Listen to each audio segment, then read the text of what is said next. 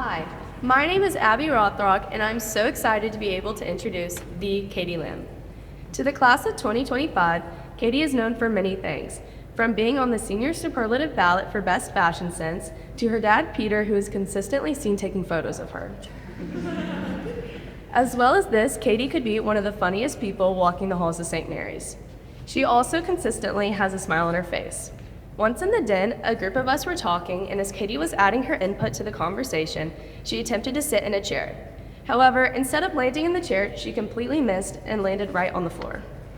Instead of being embarrassed or upset, Katie sat on the floor and laughed at herself, while the rest of the people in the den, including me, were a little concerned. This just goes to show how Katie is always able to laugh through any situation and stay positive.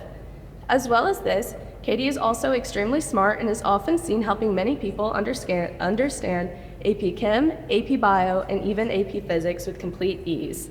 I won't take any more of her time as I know she has lots of amazing things to say, so I give to you the Katie Tookney Lamb.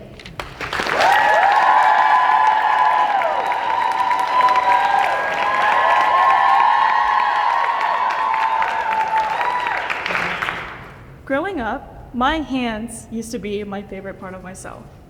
I received more compliments on my hands than anything else, to be honest. From my nails to my palms, I guess they were nice. People told me that allegedly they made me seem graceful, elegant. I could be hired to be a hand model at the ripe age of 12. And as a former figure skater, I think I slowly fell into this idea that I solely functioned as a soft and graceful person. Maybe this might be relatable. It doesn't necessarily have to be your hands, but from the moment we are born, we are all subconsciously influenced to be a certain way, to fall into a certain idea of ourselves, whether it's rooted from outside voices or assumptions, both good and bad. For example, you may believe you can only wear gold or silver just because a BuzzFeed quiz told you so.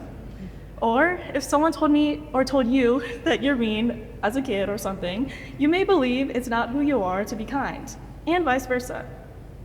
For me, my hands made me believe I could only thrive as a graceful and delicate person, rather than, let's say, a strong or an assertive one. To further exaggerate this point, according to my middle name, Took Nhi, from the words of my Vietnamese mother, I, 1, come from a well-off family. I, 2, I always follow well-set societal rules, you know me. And for 3, 4, and 5, I'm elegant, well-rounded in music, literature, and art, educated, and I have a soft and beautiful personality. Wow, thank God that was my middle name. This is all somehow packed into 2 syllables, my middle name, Took Nhi. But before I even knew the meaning of my middle name, or how to even pronounce it, that main vehicle of outside influence was still in my hands, and I took some pride in them. However, last year, and to my own surprise, despite having a former obsessive and personal connection with my delicate, precious hands, I picked up rock climbing. If you don't know me, you may not know that now I have rough, peeling, and calloused hands. Immediately when I started climbing, my hands would swell, my hands would burn, and my hands would bleed. At first, this did freak me out. I didn't want to damage my precious hands, since in my mind they were holding a personality. They represented who I inherently was, from my name, how I grew up, how I knew myself to be. My mom now sometimes even questions, how did my figure skater turn into a mountain climber? But the thing is, I just really loved climbing rocks.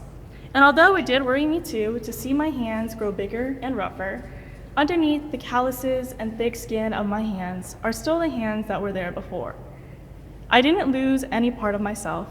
My hands only gained strength and capability through this choice to experiment outside of my perceived boundaries. This choice to do something out of character.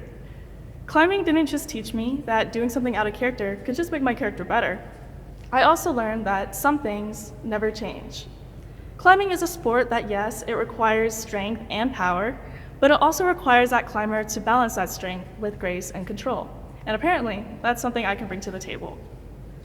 Though with that being said, we all have a choice to mold ourselves into who we want to become. We all have a choice to choose what we do with our hands. What I recommend you do with your hands is to do something out of character. Test yourself, and in the process, observe how your processes change. Observe what parts survive and what parts evolve, even in your day-to-day life. But in the end, we choose what we want to do with our hands, to hold them close by what we know, or to extend them out into new experiences. To my family, thank you for giving me the space to grow and learn on my own while still providing the underlying support I quite literally wouldn't be able to live without.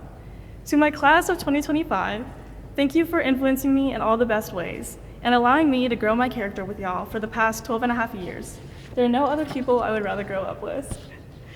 And to everyone listening, please remember, even if you've had a personality assigned to you at birth or by your peers or by a BuzzFeed quiz, we choose who we want to be. We choose what to do with our hands. Thank you.